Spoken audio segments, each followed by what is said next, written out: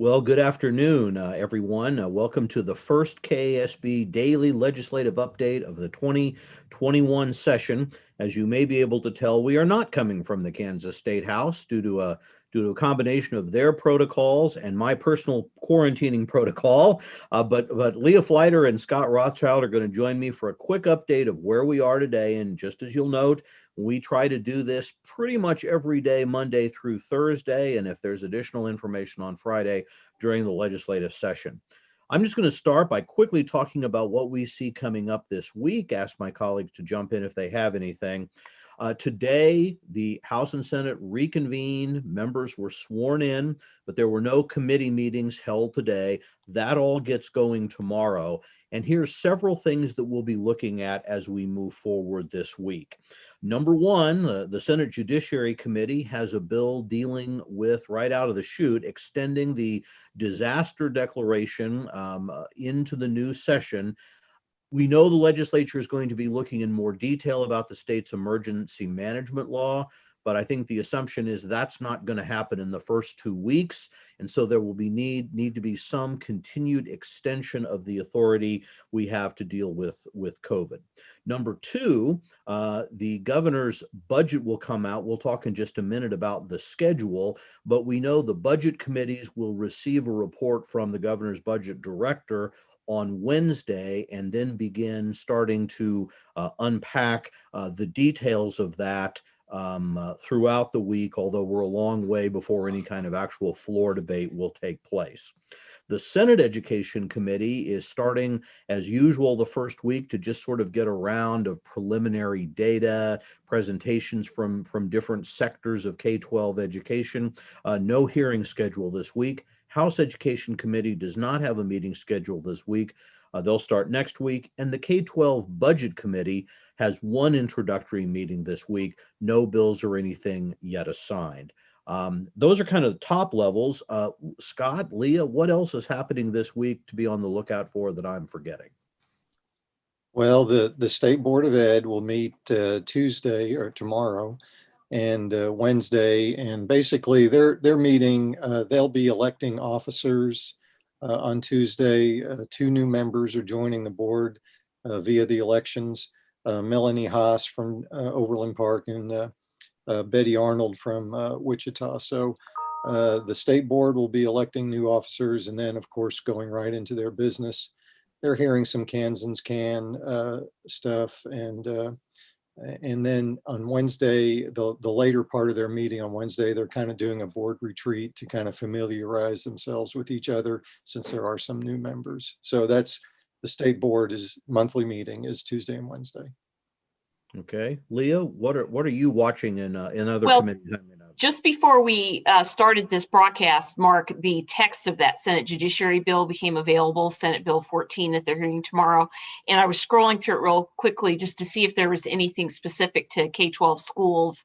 And there isn't, but there is a provision allowing county commissions essentially to issue public health orders that are less stringent than that of one issued by the governor, provided that they show that they can, consult with their local health officer and explain why they believe they don't need to be as restrictive as the governor. So just a little point of interest there for school folks. Okay, I think we also know that kind of right out of the chute, the Senate Tax Committee is taking a look at some bills which we have not seen yet. That's correct. But they are talking about potentially even open up hearings. My guess is these might be follow-ups of some of the legislation that was considered late last year, or perhaps having to do with things like codifying the delay in property tax payments and income tax payments. So we expect to have some legislation that kind of makes right in law some of the emergency orders that the governor took, but we're also expecting a lot of more substantial tax legislation to be undertaken as well across many other areas.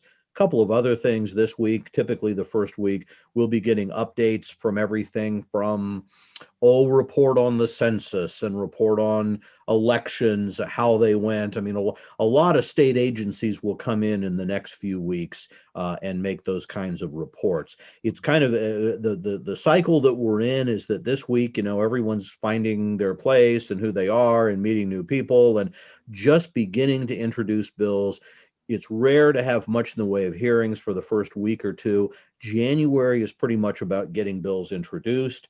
February is pretty much about having the debate and working bills in their first chamber. March is about getting bills through the second chamber.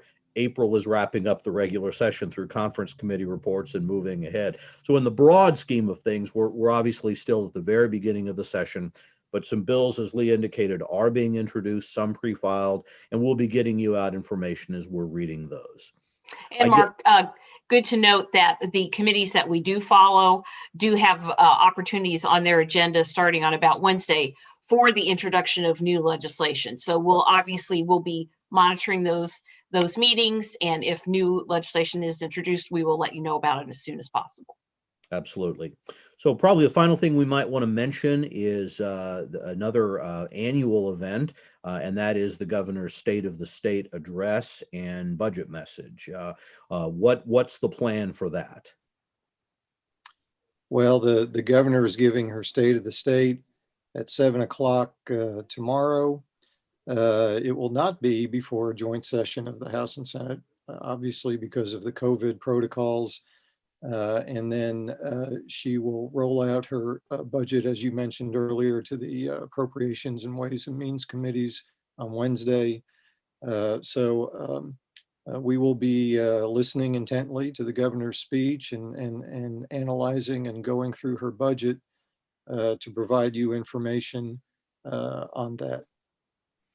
Okay, well, I think that probably wraps up today's headlines. We will be back tomorrow, trying to give you an update late afternoon, and then our plan is also to record an analysis of the State of the State address tomorrow after she finishes and after the Republican response is given, I think we understand, by new Senate President Ty Masterson. So you may have two opportunities to hear videos tomorrow. As always, we won't give you a defined time on these. You'll just have to watch when they pop up and are shared, but we do appreciate any feedback. And if you send us questions during the day to any of us, we'll try to address them in our daily wrap up. So thanks to my colleagues and our help from our staff back at the office. We'll hope to see many of you tomorrow.